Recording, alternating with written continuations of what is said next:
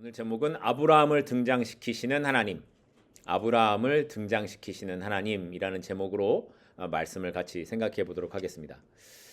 여러분은 삶에 중요한 결정을 내릴 때 무엇을 기준으로 삼으십니까? 보통의 경우 사람들은 어떤 선택을 할 때 이게 나에게 더 좋은 환경과 더 나은 삶을 가져다 줄 것이다 라는 그런 생각을 하고 결정을 합니다. 그래서 좋은 직장, 좋은 학교, 좋은 기회를 찾아가려고 하는 것이 일반적인 사람들의 선택의 기준이 될 겁니다. 그렇죠. 우리가 지난주에 살펴본 것처럼 롯도 마찬가지였습니다. 그는 삼촌 이 아브라함과의 갈등에서 먼저 선택권을 가지게 되었을 때 어떤 결정을 내립니까? 어디가 살기에 더 좋은가 하는 것을 살펴봤습니다. 그리고는 요단강이 흐르고 있는 이 소돔과 그 주변을 바라보면서 이것이 에덴 같고 애굽 땅 같구나라는 생각을 했었습니다. 그리고 그는 삼촌을 떠나 드디어 소돔에 정착해 살기 시작했습니다. 자, 이렇게 우리가 원하는 것, 우리 생각에 좋아 보였던 길을 가게 되면 그런데 우리의 삶이 잘 풀려가던가요? 순조롭게 잘 되어 가던가요? 그렇지 않을 때가 많은 걸 저와 여러분은 알고 있을 겁니다. 내가 바라던 꿈꾸던 곳에 도착을 하면 더 이상 문제가 없을 것 같았는데 삶이 그렇지 않더라는 겁니다. 롯도 그렇게 생각을 하고 갔는데 그곳에서 여러 가지 문제들을 만나게 돼요. 우리도 그렇죠. 우리도 생각하지 못한 문제를 만나기도 하고 어려운 일들을 경험하기도 하더라는 겁니다.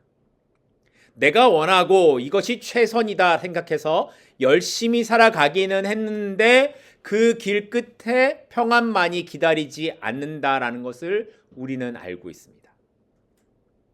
오늘 우리가 살펴보게 될 롯의 모습이 바로 그랬습니다. 롯은 자신이 그렇게 바라던 곳으로 갔지만 그곳에서 그는 상상도 못한 위기를 만나게 됩니다. 오늘 본문 1절과 2절 말씀입니다. 당시에 시날 왕 아므라벨과 엘라살 왕 아리옥과 엘람 왕 그돌라오멜과 고임 왕 디달이 소돔 왕 베라와 고모라 왕 비르사와 아드마 왕 시납과 스보임 왕 세메벨과 벨라 곧 소알 왕과 싸우니라. 도대체 이름이 막 복잡하게 막 나와요. 발음하기도 어려운 이름들이 막 나오는데 잘 모르시겠죠? 근데 느낌은 아시겠어요? 어떤 상황입니까? 전쟁이 일어났습니다. 대략 상황을 정리해보면 이래요. 막 왕들 이름 되게 많이 나오는데 상황을 정리해보면 이래요. 메소포타미아 지역, 그러니까 가나안 땅을 중심으로 했을 때 북동쪽에 있었던 큰 지역이 있어요. 여기를 메소포타미아 지역이라고 하는데 여기에 그돌라오멜을 중심으로 한 네 나라의 연합군이 만들어졌어요. 그리고 이 가나안 땅에서 요단강을 중심으로 동편 쪽에 있었던 소돔을 중심으로 한 가나안 5나라의 연합이 있었는데 이 두 연합이 서로 전쟁을 하게 되었다는 겁니다.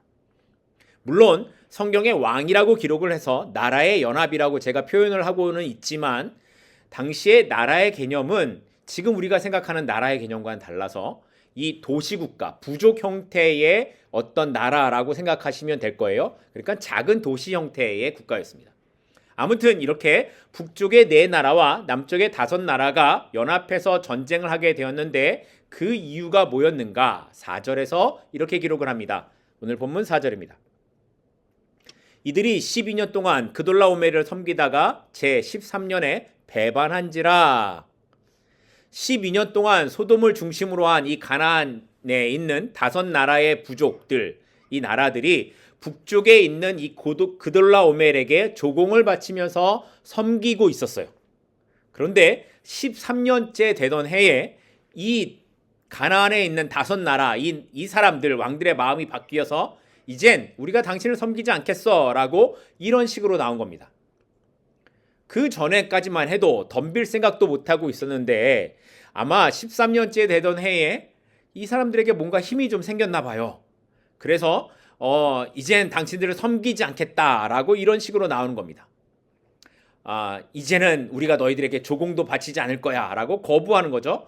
그러자 화가 난 그돌라오멜과 그 주변의 나라들이 연합해서 남쪽으로 쳐들어 내려왔는데 그 힘이 얼마나 막강했던지 내려오면서 그 길에 있었던 부족들을 한 번에 싹 다 정리하고 단번에 소돔 왕이 연합해 있는 시딤 골짜기까지 내려왔다라는 거예요.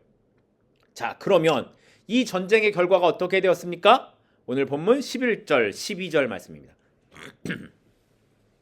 내 왕이 소돔과 고모라의 모든 재물과 양식을 빼앗아 가고 소돔에 거주하는 아브라함의 조카 롯도 사로잡고 그 재물까지 노략하여 갔더라. 전쟁이 어땠습니까? 아주 싱겁게 끝났습니다. 상대가 안 된 거죠. 그래서 소돔과 고모라 왕을 비롯해서 사람들이 다 도망을 가고 그 성에 있던 재물과 양식은 다 빼앗기고 그곳에 살고 있던 누구도 잡혀갔어요? 롯도 잡혀갔습니다. 전쟁이 그런 거죠. 전쟁이 일어나면 남아있는 게 있을 수 있겠습니까? 아무것도 남지 않는 거죠. 그런데 하필 그 전쟁 속에 누가 있었냐면 롯이 있었다라는 거예요. 그런데 우리가 살펴봤던 것처럼 롯은 이 소돔을 선택하기 전에 어떻게 선택했습니까? 정말 신중에 신중을 기해서 야, 여기면 잘 살 것 같아, 여기면 평안할 것 같아, 누가 봐도 살기 좋은 곳이야 라고 여겨지는 땅을 선택했는데 이곳이 죽음의 땅이 될 거라고는 생각도 못했던 겁니다. 짐작도 못한 전쟁으로 인해 그렇게 자신이 지키고자 했던 재산을 빼앗기고 자기 자신은 포로로 끌려가게 되는 신세가 될 거라고 롯은 생각도 못했을 겁니다. 그런데 우리 인생에도 이런 일들이 일어나지 않습니까?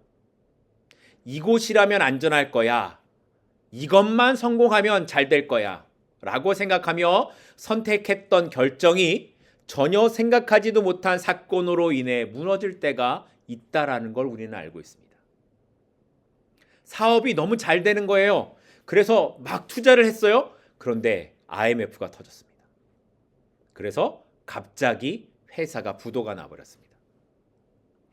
열심히 운동하고 건강을 자신하면서 살아왔는데 어느 날 갑자기 암이란 진단을 받아 삶이 힘들어지는 그런 순간을 우리가 만나게 되기도 합니다. 롯도 그랬습니다. 외형적으로는 보기에 좋은 땅, 눈에 보이는 좋은 것만을 기준으로 롯은 소돔을 선택했습니다. 그의 선택의 배경에는 하나님보다 자신의 안목이 중요했고 하나님을 의지하는 믿음보다 세상의 기준과 판단이 우선이었습니다. 그리고 그 결과가 뭐였습니까? 그 결과는 자기가 그렇게 붙잡으려고 했던 재산을 다 잃고 자신마저도 노예로 끌려가는 상황에 놓이게 된 것이었습니다. 그래서 이런 모습을 보고 성경이 이런 말씀을 하고 있어요. 잠언 14장 12절입니다. 잠언 14장 12절인데요. 어떤 길은 사람이 보기에는 바르나 필경은 사망의 길이니라. 사람이 보기에는 좋은 것 같지만 그 길이 어떤 길이라고요? 사망의 길이라고요. 우리가 보기에 좋아 보이는 길처럼 보일 수 있어요. 그런데 그 길이 복된 길이 아니라는 겁니다. 자, 그러면 이 말씀을 듣고 이런 질문을 하는 분들이 생길 수 있어요. 꼭 이런 분들이 있어요. 자, 그럼 보세요, 목사님. 하나님을 잘 믿는 사람들은 그러면 언제나 틀리지 않고 잘된 결정만 합니까? 그래서 하나님을 잘 믿으면 롯처럼 이렇게 어려운 상황에 놓이지 않는 삶을 살아갈 수 있겠느냐고 질문을 하는 경우가 있습니다. 물론 하나님을 잘 믿어도 삶이 어렵고 힘든 시간을 지나갈 수 있습니다. 하나님을 믿고 기도하고 결정을 했는데도 실패하는 일들을 만날 수가 있습니다. 그러나 거기에서 중요한 건 뭐냐면 그 사람들의 삶을 그러면 하나님이 외면하시는가? 그렇지 않다라는 거죠. 그들의 삶을 하나님께서 붙잡아 주시고 인도하시는 하나님의 일하심을 우리는 분명히 알 수 있다라는 거예요. 누구를 통해? 우리가 좀 전에 살펴봤던, 몇 주 전에 살펴봤던 아브라함의 삶을 통해 알 수 있다라는 거죠. 아브라함이 애굽에서 어떤 일을 경험했습니까? 그가 잘못된 길을 선택하고 갔지만 결국에는 하나님이 어떻게 하세요? 그를 다시 건져내시는 하나님의 일하심을 보지 않습니까? 그래서 로마서 8장 28절은 이렇게 말씀합니다.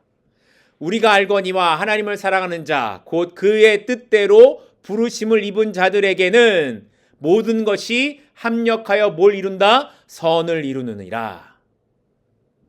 우리의 실패조차도 하나님의 손 안에서는 얼마든지 선으로 변화될 수 있다라는 이 말씀이 우리가 붙잡아야 될 진리의 말씀이라는 겁니다.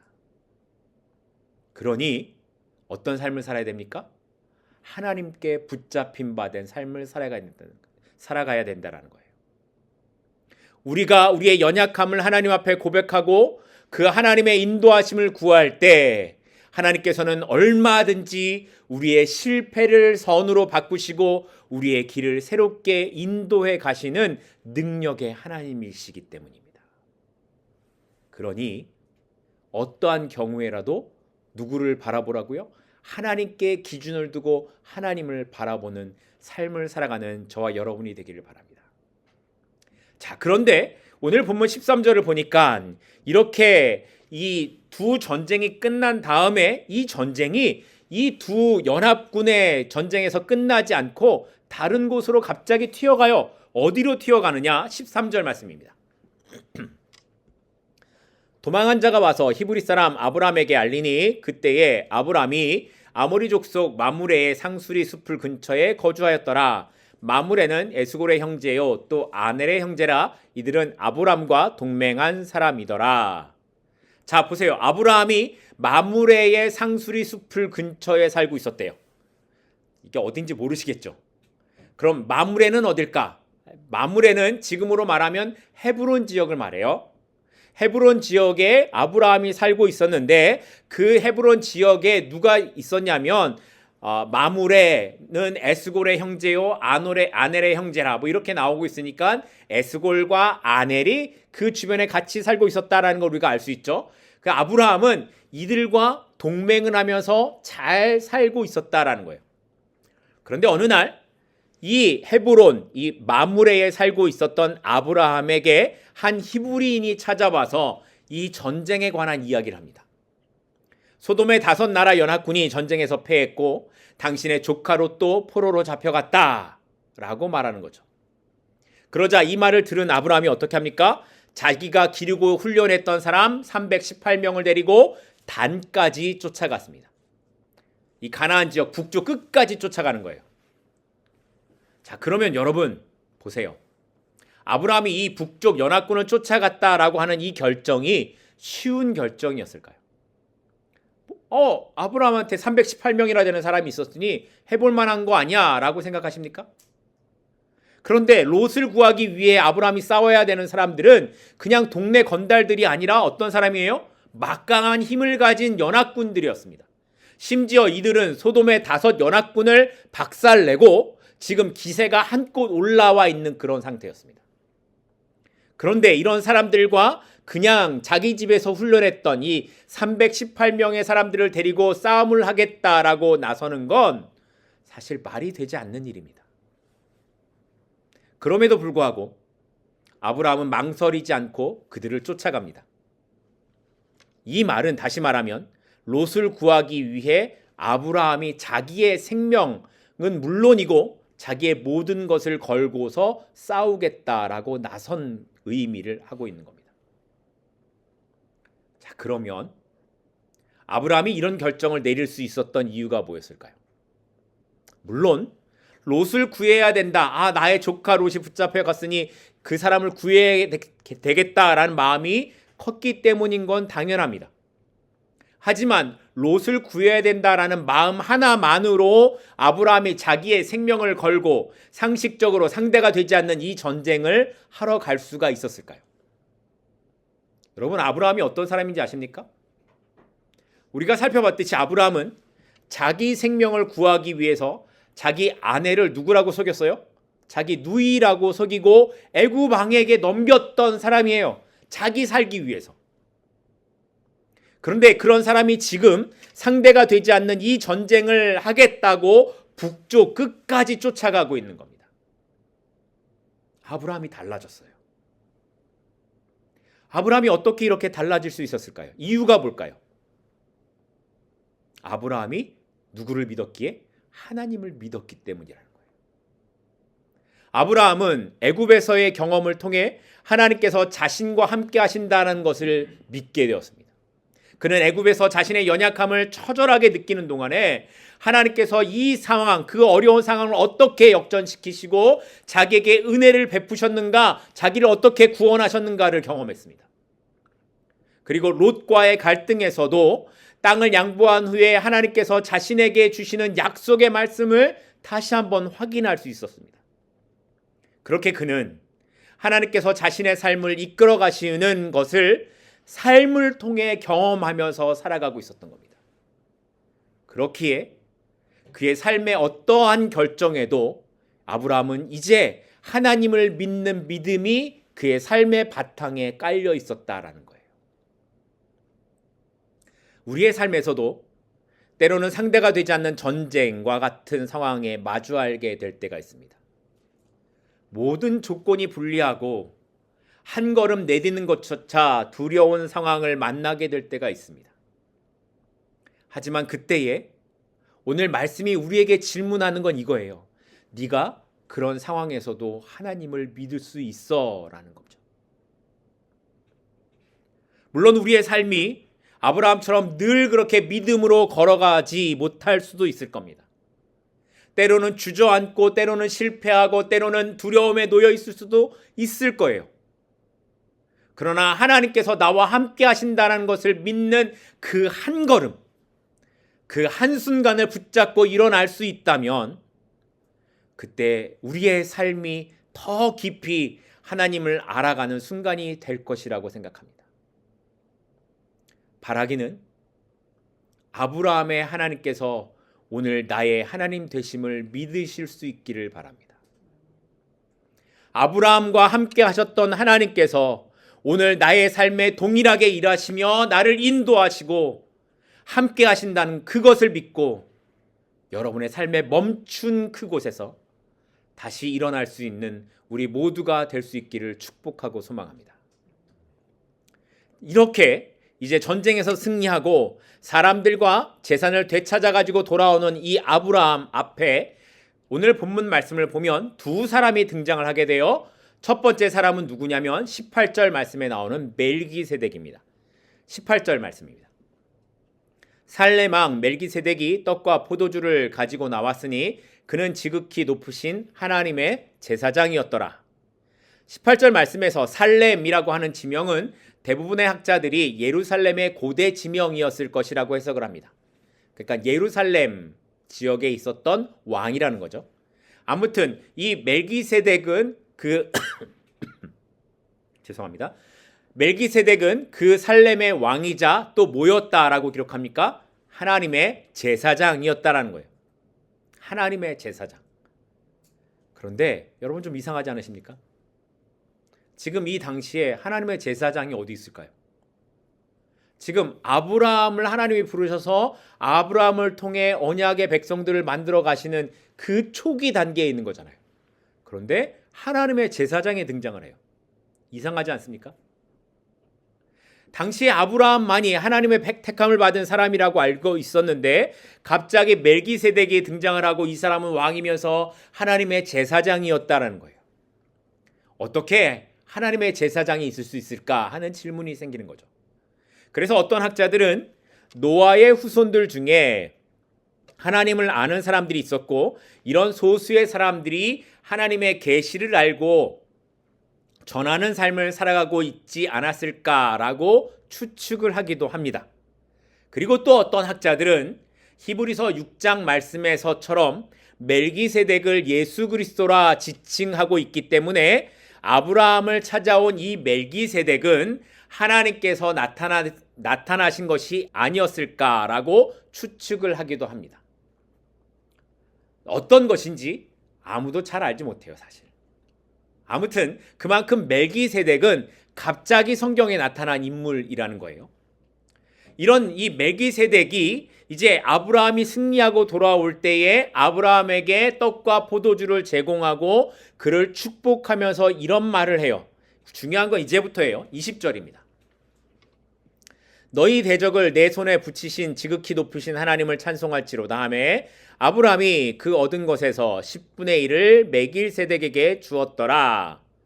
자, 이 전쟁에서 승리하게 하신 분이 누구라고요? 하나님이시라는 것을 멜기세덱이 정확하게 짚어주고 있죠.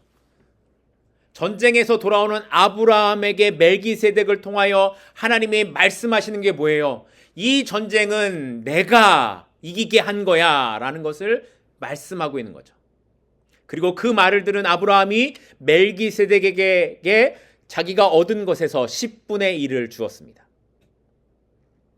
그런데 아브라함의 이런 행동은 단순한 감사의 표현이 아니라 그의 신앙 고백과 같은 모습이었습니다.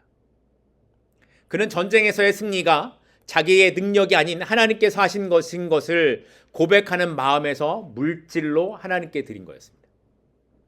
물론 이때까지만 해도 아직 하나님께서 율법을 주시기 전이었기 때문에 이걸 율법에서 기록한 11조의 개념으로 이해하는 것은 맞지 않을 수 있지만 분명하고 중요한 건 아브라함은 이미 율법 이전에 하나님께서 하신 것, 행하신 것을 하나님께 올려드리는 것이 옳다라는 것을 알고 있었다라는 겁니다.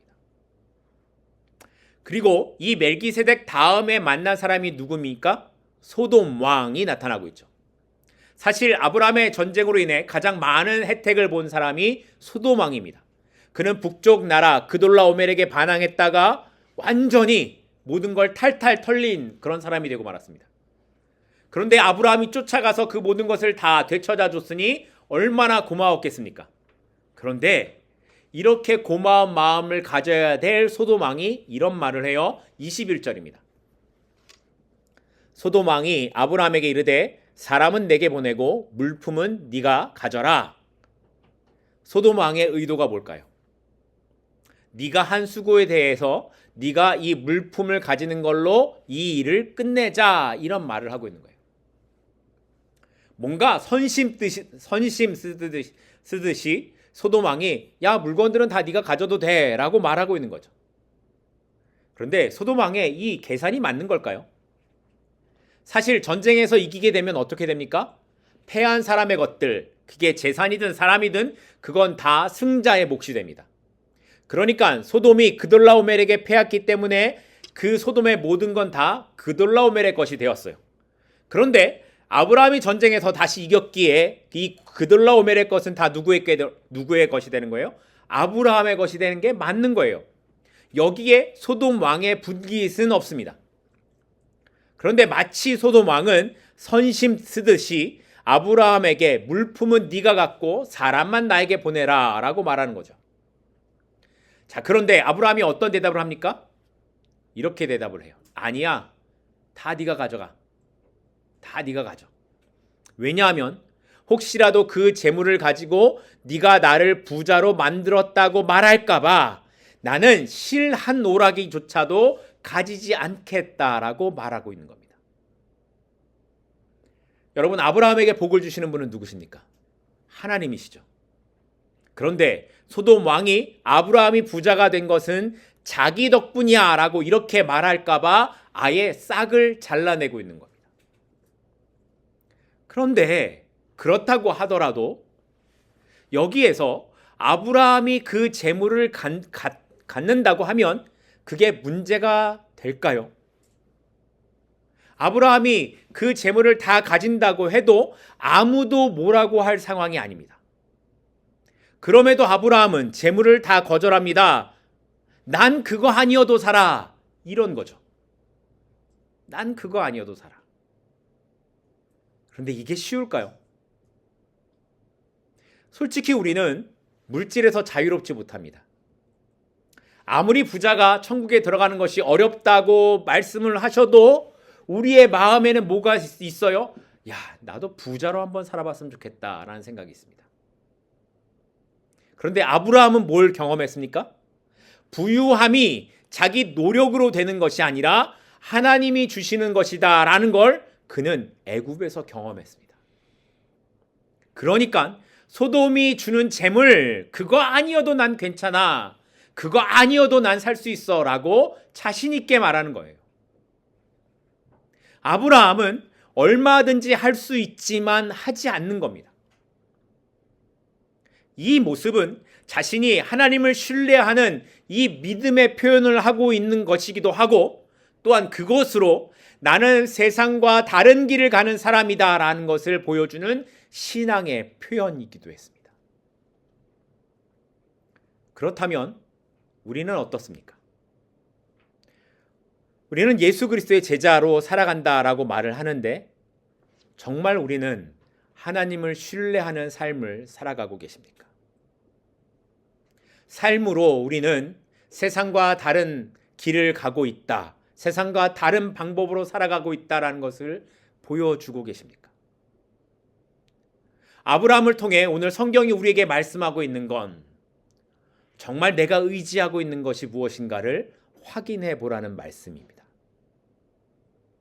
하나님께서 내 삶을 책임지신다는 믿음이 있으면 우리는 그 길을 가야 합니다. 하나님께서 내 삶을 책임지신다는 믿음이 있으면 우리는 세상의 물질에 의지하지 않고 살아갈 수 있어야 합니다. 거기에 목매어서 살지 않아야 합니다.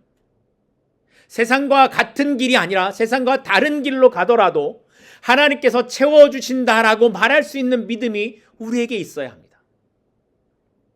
그런데 저도 그렇고 여러분의 삶에도 그런 모습이 너무 나타나지 않는 그런 모습을 발견할 때가 있지 않으십니까? 오늘 아브라함을 통해 우리가 다시 한번 생각해 봐야 하는 것은 할 수 있지만 하지 않는 모습입니다. 누릴 수 있지만 누리지 않는 모습이고, 가질 수 있지만 갖지 않는 모습입니다. 세상의 힘으로 내가 살아가는 것이 아니라 나는 하나님의 힘으로 살아간다라는 걸 세상에 보여주는 것. 그것이 성도의 길이기에 오늘 하나님께서 우리에게 그 삶을 살아가지 않겠냐라고 말씀하고 계시는 겁니다. 바라기는 힘들고 어렵더라도 우리가 이 아브라함의 삶의 길을 함께 따라가셨으면 좋겠습니다. 그래서 나는 하나님의 길을 가는 사람이라는 것을 삶으로 증명해내는 저와 여러분이 될 수 있기를 소망합니다. 마지막으로 오늘 본문을 통해서 우리가 생각해 볼 것은, 왜 그러면 하나님께서 아브라함에게 이 전쟁의 승리를 가져오게 하셨을까? 아니, 좀 더 깊게 생각해 보면 왜 이 전쟁이 일어나게 되었을까 하는 부분입니다. 여러분이 나중에 지도를 보시게 되면, 이스라엘 지도를 보시게 되면 북쪽의 연합군이 남쪽 이 소돔 연합군을 치기 위해 내려왔던 길은 요단강을 중심으로 해서 요단강 동편에 있는 길이었습니다.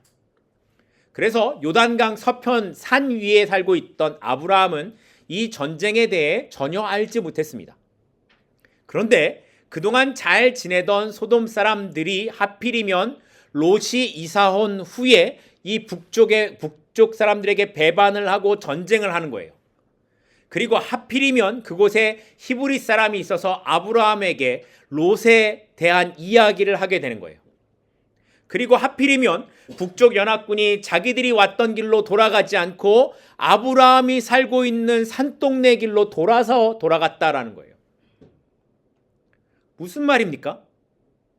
하필이면 아브라함이 이 전쟁에 참여할 수밖에 없는 상황들이 자꾸만 일어나고 있다라는 거예요. 사실 이 전쟁 전까지만 해도 아브라함은 그저 돈 좀 있는 부자로 가나안에 들어와 사는 이방인일 뿐이었습니다. 그런데 이 전쟁에서 승리한 이후에 아브라함은 가나안 땅의 중심 인물로 등장하게 됩니다. 이게 아브라함이 유명하게 되었다라는 이 말에 초점이 있는 게 아니에요. 하나님께서 드디어 아브라함을 하나님의 약속대로 역사의 중심 가운데 세우고 계신다라는 것을 보여주고 있는 거예요.